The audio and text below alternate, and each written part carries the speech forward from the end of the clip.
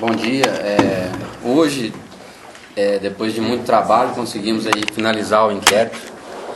Todos os vereadores que tiveram prisão temporária decretada foram indiciados nos crimes de corrupção ativa, corrupção passiva e organização criminosa. E agora o trabalho da Polícia Civil se encerra por aqui e agora vamos remeter a investigação para o Ministério Público para que agora seja feita a justiça. O Ministério Público agora vai provavelmente oferecer denúncia e a ação penal vai se iniciar aí. Quantos indiciados no total, doutor? São 7 indiciados.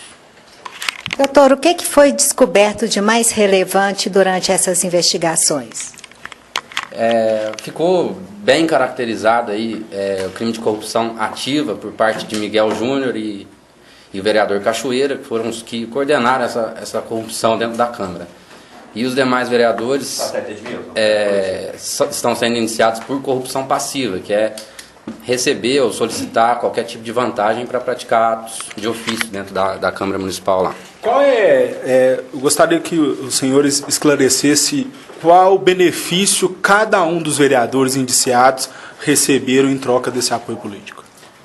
Vamos lá. Primeiro, vereador Sargento Hamilton, seria a solicitação dos R$10.000 restantes que teria ainda faltado da propina que ele confessou ter recebido, num valor total de 20.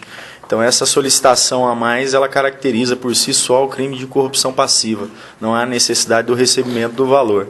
Vereador Zé Domingos, em 2 situações, ele foi indiciado por 2 vezes a prática de crime de corrupção passiva, com relação ao que o Miguel Júnior informou de uma espécie de mesada no valor de R$1.600 que passou para ele por pelo menos 4 oportunidades e também com o benefício de ter sido blindado aí as suas investigações sobre a sua secretaria enquanto ele exerceu a função de secretário municipal. A questão do vereador Marcílio, assim como relatado e comprovado em escutas telefônicas, o Miguel Júnior teria pago aí 2 parcelas de R$1.000 de um empréstimo que ele fez em nome do vereador Cachoeira.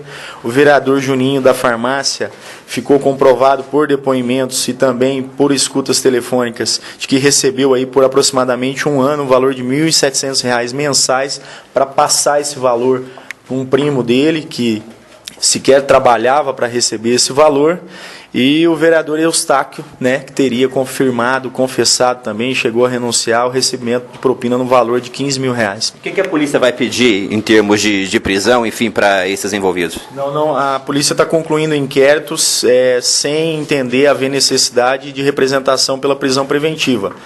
O que há aqui é o indiciamento em todos por crime de organização criminosa, formaram uma organização ali voltada à prática de crimes dentro da Câmara Municipal, inclusive que teve reflexo em várias entidades na cidade, em vários casos que estão sendo investigados.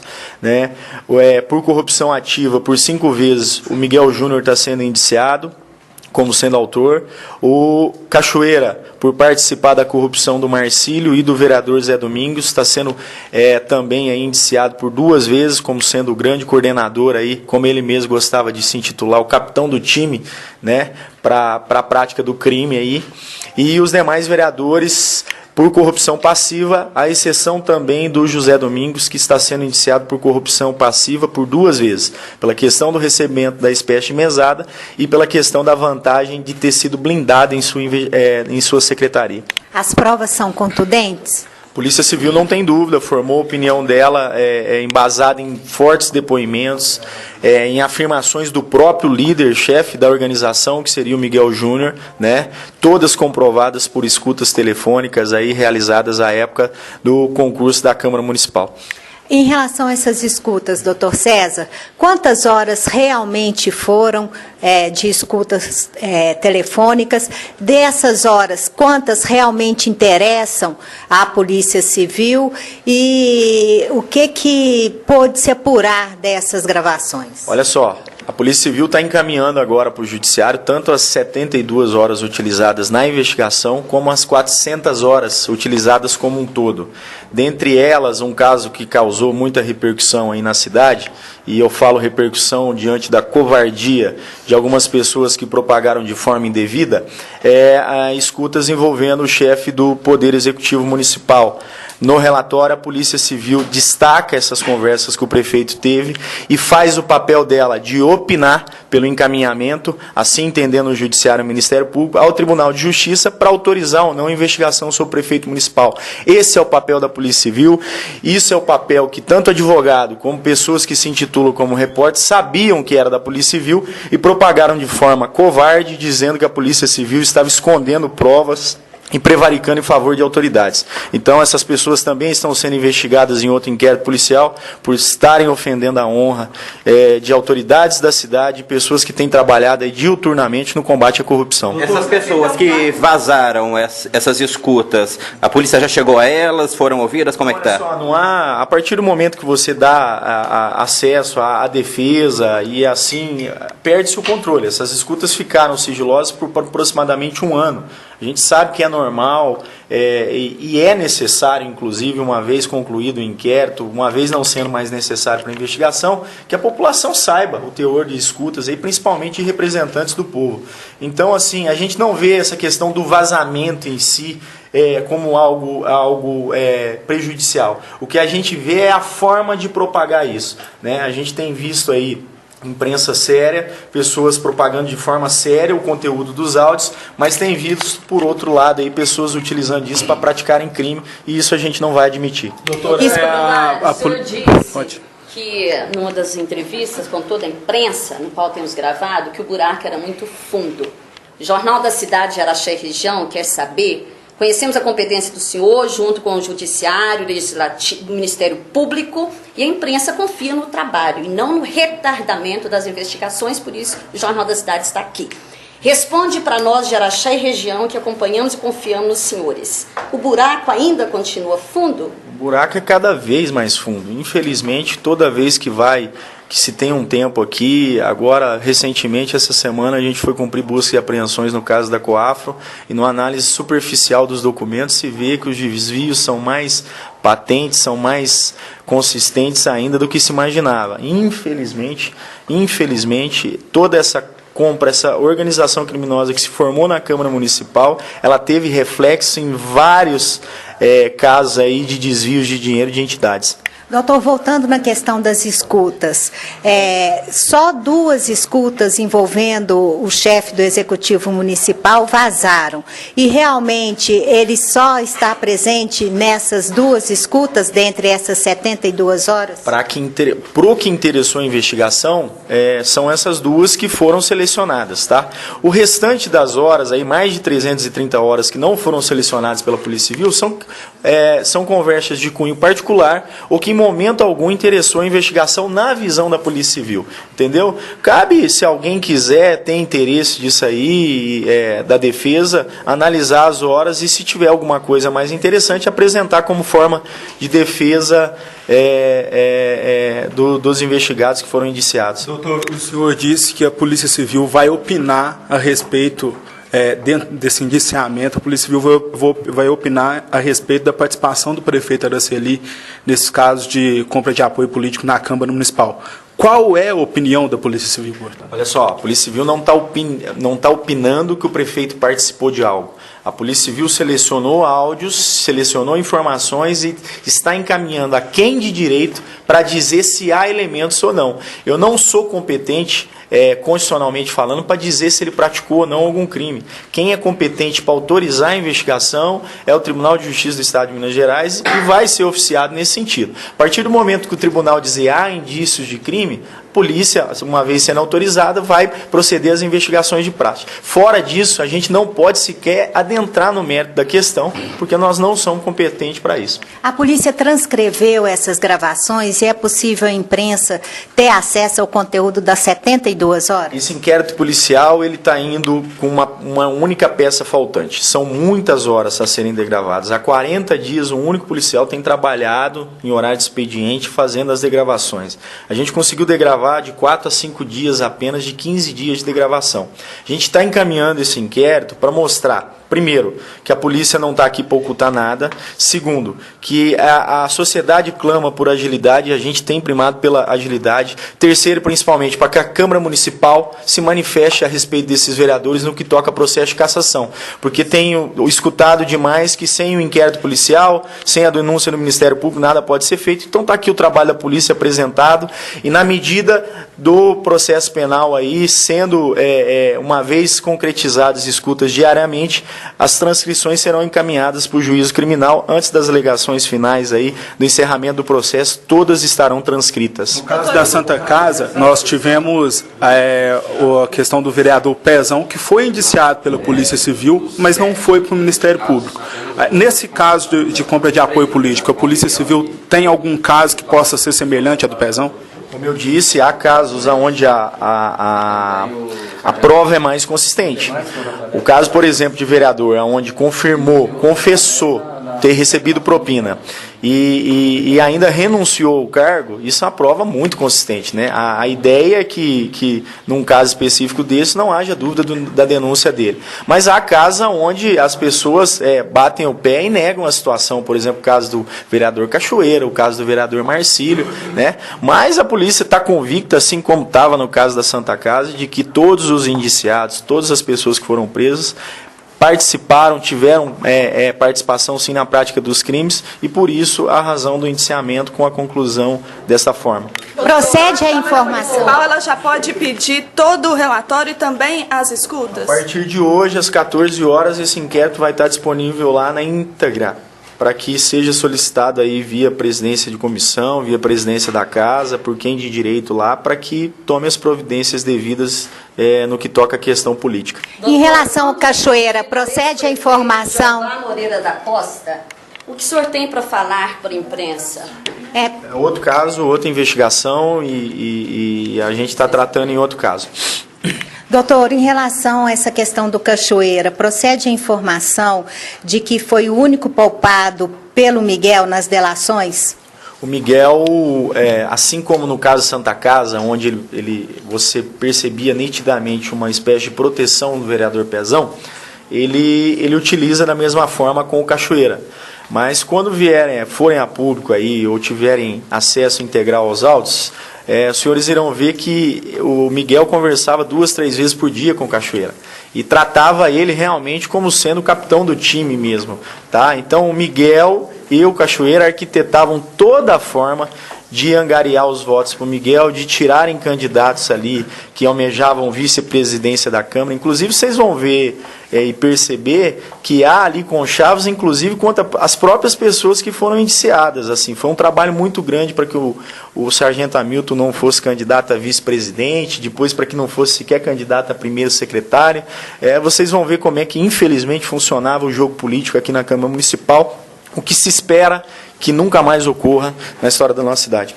A Polícia Civil conseguiu entender o que seria o benefício para o Cachoeira, para ele dar todo esse apoio ao Miguel, doutor? O Cachoeira, a última das interceptações, se fala em dinheiro, um valor aí de uma dívida que ele teria de R$20 mil, que precisaria de uma ajuda do Miguel, um plano B, e que o Miguel precisaria auxiliar, e que o Miguel disse que estaria viajando e que depois verificariam essa situação. Mas a questão do vereador Cachoeira, quem conhece, é essa questão de estar na crista da onda mesmo, de estar em cima, de poder participar de uma presidência da casa. Quais eram os objetivos deles não ficaram muito claros. O que se dá para perceber durante todo o teor das escutas é que o Miguel Júnior almejava algo maior para a cidade, que seria concorrer à Prefeitura Municipal. Agora, essa questão do pagamento da compra do apoio político passa, por exemplo, pela questão de entidades? Pode ter ocorrido algum pagamento via entidades, até porque os vereadores tiveram, cada um, a possibilidade de indicar entidades para receberem recursos públicos. Essa tem refletido, sim. Durante as investigações a gente tem verificado isso, mas isso está sendo tratado a cada caso. A questão é o seguinte, informações que a gente recebeu diretamente de algumas pessoas envolvidas remontam que o quadro da eleição do Miguel para a presidência da Câmara é anterior até mesmo a essa eleição. Quando ele esteve candidato possivelmente a deputado, essa candidatura foi inviabilizada por uma troca de favores, certo? Que essa troca de favor teria partido de um candidato a deputado que queria candidatura única. Esse deputado realmente é citado nessas gravações e realmente há essa suspeita e será verificada? Não há menção alguma, não há informação alguma, como também falsamente, criminosamente foi publicado de participação ilícita de deputados em reuniões para fins de viabilizar a reeleição de Miguel Júnior. O que o senhor falou inicialmente foi correto, que o esquema da corrupção ela iniciou com a presidência do Miguel Júnior, com a possibilidade de reeleição do Miguel Júnior quando da modificação da lei orgânica e quando da reeleição do Miguel Júnior. Foram essas três situações. Não há participação alguma, não há indício algum que ligue qualquer parlamentar a nível estadual nas eleições da Câmara Municipal de Araxá. A vereadora Nilda deu uma entrevista dizendo que ela pode convocar os delegados para a comissão processante para estar depondo. Vocês acham importante essa participação? Essa participação, eu confesso não ter tido acesso a essa entrevista da vereadora, mas se porventura ela achar interessante, eu não vejo nenhum óbvio a isso não. O doutor César mencionou sobre o COAFRO e há outras entidades com inquérito aberto, a APAI e a Associação dos Aposentados e Pensionistas de Araxá. Qual o andamento desses inquéritos e a possibilidade de abertura de outros em relação às entidades? Tem andado de forma muito célere. A promessa, né, a perspectiva que a gente tinha era entregar esse inquérito da compra de apoio político, por exemplo, antes do Natal. A gente adiantou aí praticamente 40 dias, mas em razão da necessidade de mostrar para a população que a verdade tem que vir à tona mesmo. Tem surgido novos fatos, a polícia tem investigado todos, né? Houve um contratempo aí que foi uma nova abertura de casos de corrupção envolvendo aí gestões anteriores da administração, acabou tirando um pouco o foco, mas o que eu posso afirmar é que, inclusive, houve a transferência de um delegado de polícia de Belo Horizonte aqui para Araxá. A partir da segunda quinzena de novembro a gente vai poder contar com os trabalhos dele e a ideia é que crie-se um gabinete aí em conjunto com o Ministério Público para apurar todos os casos de desvio da cidade de forma muito séria e prioritária. A transferência desse delegado seria para auxiliar a atual equipe nas investigações desses inquéritos que ainda estão abertos? Não, infelizmente a doutora Mariana solicitou transferência para Uberaba, foi transferida também, está deixando a cidade. A doutora Paula vai assumir a Delegacia de Proteção e Orientação à Família. E esse delegado já tinha a intenção de vir morar, residir, criar a família dele aqui em Araxá. Com essa oportunidade houve a transferência dele para cá.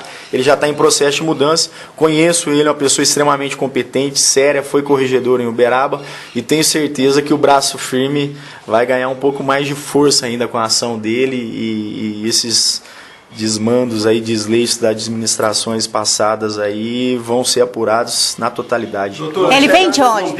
Belo Horizonte, doutor Renato Alcino. A chegada desse delegado significa que tem outros casos de corrupção, de desvio de dinheiro, de beneficiamentos ilícitos envolvendo outros políticos que não foram citados nesses inquéritos que até agora foram investigados pela Polícia Civil? O problema é que cada entidade parece que tem uma espécie de padrinho por trás, né? Pelo que a gente vê.